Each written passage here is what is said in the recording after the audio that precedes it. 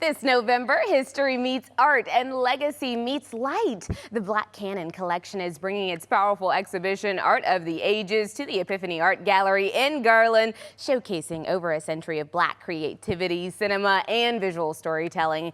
And joining us today is Allie Wheeler from Black Canon to share how this immersive experience is preserving the legacy of the African diaspora through art and memory. So we're so excited to dive in. Good morning to you. Hi, nice to meet you. Nice to meet you too. Glad to have you. So for those who don't know, tell us a little bit about the Black Canon collection, how it all came together in the first place. Sure. The Black Canon collection is stewarded by myself and my sister, Alima Trapp, and it is one of the largest collections of Black media archives that people probably have never heard of.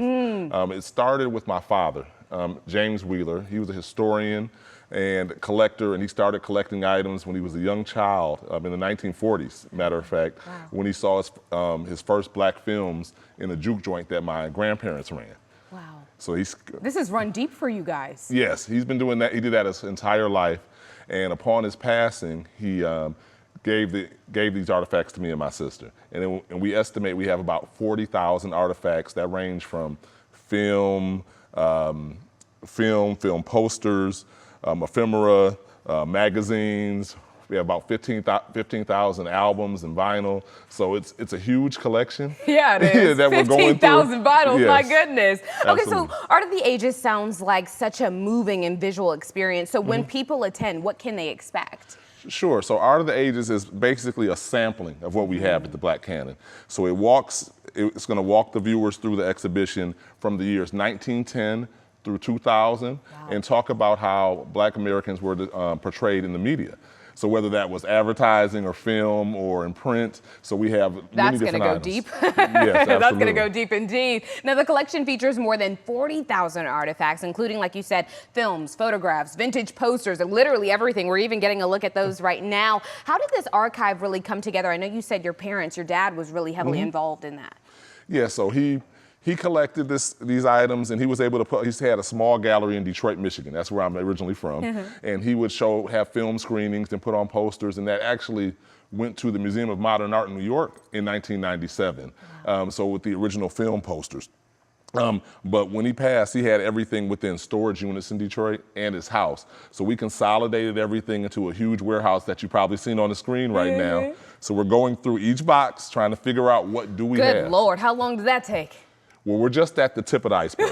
So we're still going. Yeah, we've probably done about 3,500 items out of the 40,000 so far. Ooh-wee. Right, so we expect this to take. This is a life project. It is. It is. It's a life. It's a legacy project. It is. Yes, it absolutely. is. But you know what? Like you said, your dad started this and built it for you, and now you can do it for your next generation, which is so exciting. Absolutely. Myself and my sister are trying to keep our sons involved. They're both creatives. So we're keeping them involved. Perfect. Yeah, absolutely. you have no doubt they're going to continue on. So you have a few items here with us this morning. Tell us what you brought in. Well, these are items that are going to be as part of the exhibition. So some of the smaller items I was able to bring into the studio. This first item here is a lobby card, similar to a movie poster that they had in theaters for a movie called The Green-Eyed Monster. This is an original movie poster from 1919. This is all Black film from 1919. And this is legit. Yes, 100% legitimate. This is like, it gives me goosebumps even just to be near something that our ancestors, you know, like this was their everyday life. You know what I mean? This is the things that they saw. Take me down the line. Sure. And Gone with the Wind. Yes, Gone with the Wind came out in 1939, although the doll was produced in 1986.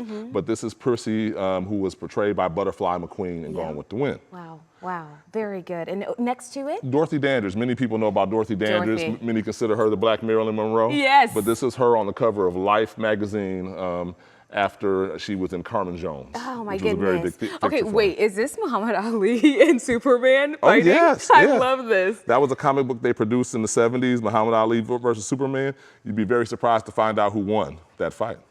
Muhammad Ali. He did, of course. Absolutely. Also, because I really just got into Superman, and every movie I've seen with Superman in it, he just getting beat up. So I believe in the fact that Muhammad Ali would beat Superman up. All right, let's come over here down the line. What do we got over here? So Here are 8 tracks. A lot of people aren't familiar with that. Now we're streaming everything. I mean, people aren't even familiar with CDs anymore. Exactly. But prior to CDs, prior to cassette tapes in the 70s, people used 8 tracks. So we have a couple samples in here. Aretha Franklin, Nikki Giovanni, The Last Poets, and James Brown. In this particular frame. My goodness, can I ask you, where can we get all the details if people want to come out and experience this for themselves? Because this is something we should really take a deep dive into with you. Well, absolutely. As you mentioned, it's at the Epiphany Gallery in Garland, Texas. It's going to be there for the entire month of November. The museum hours are typically Tuesday through Friday, 11 to 6, but she does also take appointments there. If you're interested, if there's any youth groups that want to bring children in to see this exhibition, that'd be awesome as well. Yes, indeed. And before we go, it just hit me. Are you named after Muhammad Ali? I'm not. I'm not named after. I was like, did I say your name wrong? Because I was like, Ali. Maybe. That is how you say it. I always tell people to say it Ali like Muhammad Ali. Very good. Well, Ali, thank you so much for joining us. And you know what? We'll make the connection anyway. Why not? Yeah. All right.